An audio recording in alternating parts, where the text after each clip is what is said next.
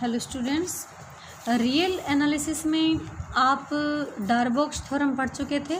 पहले चैप्टर में आपका रीमान इंटीग्रेबल में डारबॉक्स थ्योरम करवाई थी मैंने इससे पहले लेक्चर में।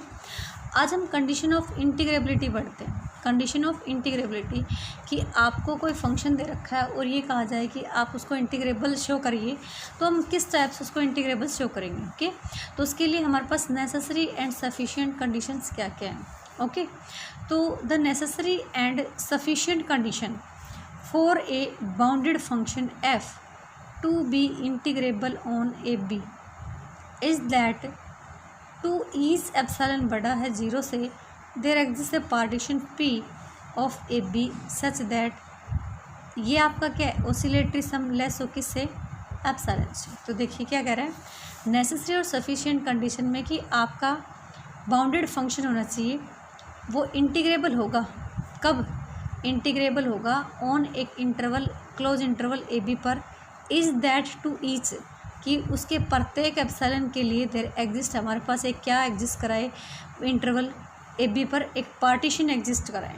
ठीक है, प्रत्येक इंटरवल के लिए हमारे पास एक पार्टीशन हो और उस पार्टीशन के लोअर और अपर सम का जो डिफरेंस है वो हम क्या दिखा पाएँ, लेस एप्सिलॉन से। तो क्या समझे इस स्टेटमेंट से कि अगर आपको कोई फंक्शन इंटीग्रेबल दिखाना है किसी क्लोज इंटरवल ए बी पर, तो क्लोज इंटरवल ए बी के पार्टीशन का अपर और लोअर सम का जो डिफरेंस है वो आपका क्या होना चाहिए, एप्सिलॉन से लेस होना चाहिए। ठीक है, और अगर दूसरे वे से आप ये मानो कि आपका ऑसिलेटरी जो सम है किसी भी पार्टीशन के लिए, अगर वो एप्सिलॉन से लेस है और एप्सिलॉन आपका 0 से बड़ा है, कोई पॉजिटिव है, तो हम कह सकते हैं कि हमारा जो फंक्शन है वो आपका क्या बनेगा, इंटीग्रेबल बनेगा। ओके, तो चलिए, condition is necessary. Necessary condition में आप क्या करोगे, एक को कंसिडर करोगे, दूसरे को प्रूव, फिर फर्स्ट को कंसिडर और जो बच गए उसको प्रूव करोगे। तो सपोज कर लिया हमने कि एफ़ आपका क्या है, इंटीग्रेबल है। तो इंटीग्रेबल फंक्शन है, इससे पहले आपने इंटीग्रेबल में क्या पढ़ा कि इंटीग्रेबल में पढ़ा कि कोई भी फंक्शन अगर किसी क्लोज इंटरवल पे आपका इंटीग्रेबल बनता है तो उसका अपर इंटीग्रल और लोअर इंटीग्रल दोनों क्या रहेंगे, सेम।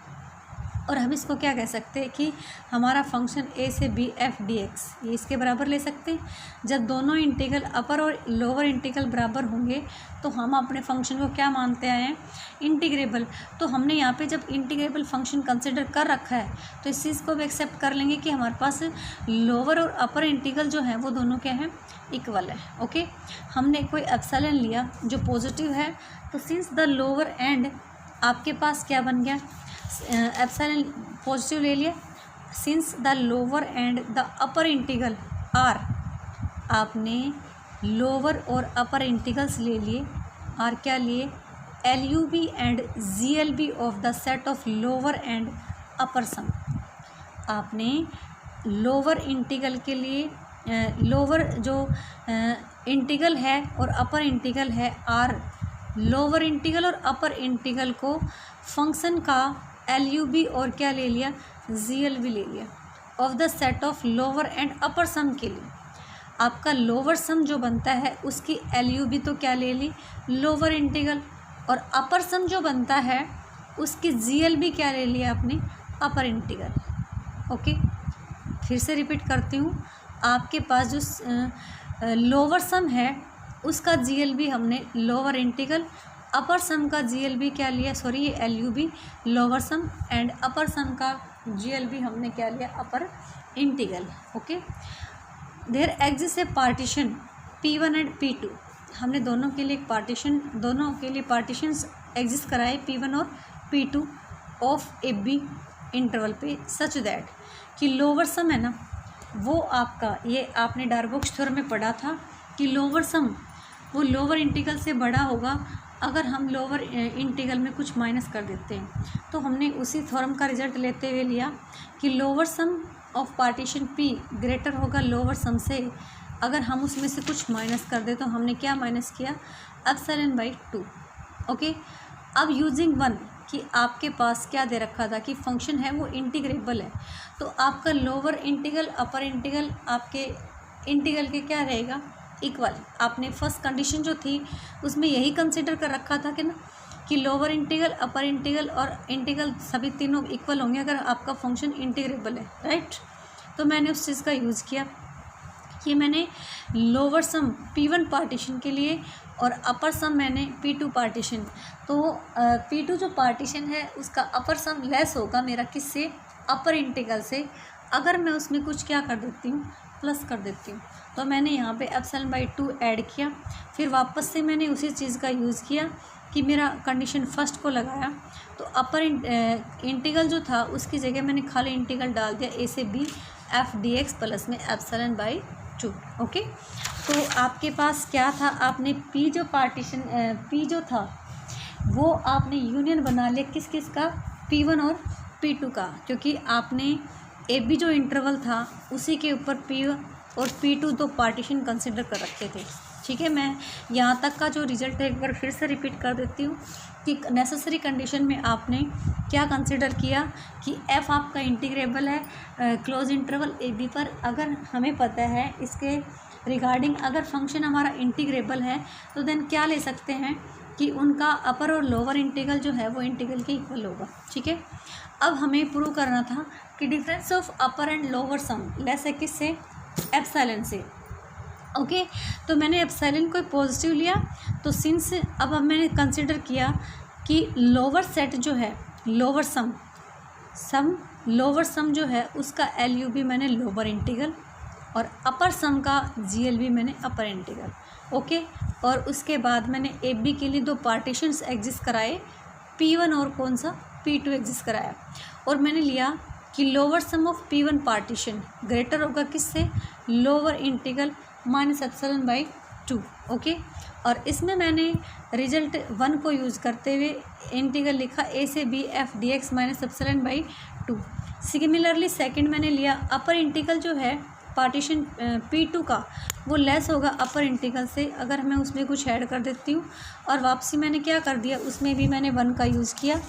और अब देखिए आपने P1 और P2 का यूनियन किसके बराबर ले लिया, P के बराबर, क्योंकि मैंने दोनों को कंबाइन किया है। ओके, तो अगर मेरा P1 और P2 का यूनियन क्या बनता है, P, तो मैं क्या ले सकती हूँ, upper sum of partition P less होगा किससे, upper sum of partition P2, upper sum of partition किससे रहेगा, P2 से, क्योंकि P जो है वो P1 और P2 दोनों का क्या है, आपका यूनियन है।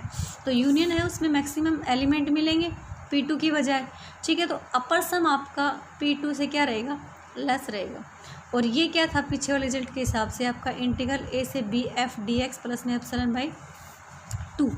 ओके, ε/2 था। अब देखिए यहाँ पे मैंने पीछे दो रिजल्ट प्रूव किए कि a से b f dx प्लस ε/2।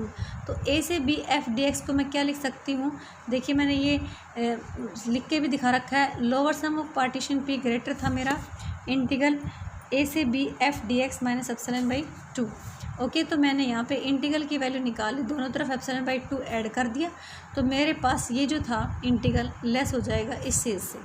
तो मैंने इस इंटीग्रल की वैल्यू यहाँ पे ये डाल दिया, lower sum of partition P1 plus ε/2, और ε/2 मेरे पास ऑलरेडी था। ओके, तो ये मेरे पास क्या बन गया, एप्सिलॉन। अब हमें पता है कि lower sum of P1 partition less होगा किससे, lower sum of P partition, P1 partition का लोअर सम P पार्टीशन से क्या रहेगा, ऑलवेज लेस रहेगा। तो वो रिजल्ट डाल दिया मैंने।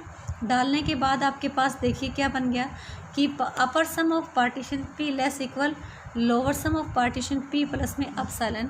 मैंने दोनों तरफ lower sum of partition P किया, तो ये क्या दिखा दिया कि difference of upper and lower less है किससे, एप्सिलॉन से, फॉर ए पार्टीशन P के लिए।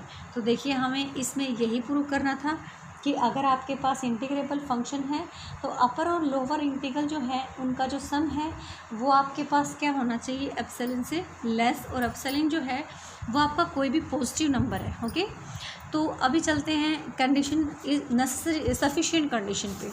ओके, सफिशिएंट कंडीशन पे हम ये चीज़ कंसिडर करेंगे और क्या दिखाएंगे कि हमारा जो फंक्शन है वो इंटीग्रेबल है।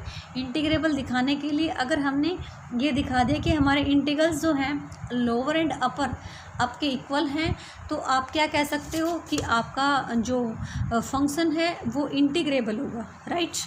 तो मैंने लिया इसके लिए एप्सिलॉन बड़ा है 0 से, बी गिवन आप में दे रखा था, पी कोई आपके पास क्या है पार्टीशन है किसका, क्लोज इंटरवल ए बी का।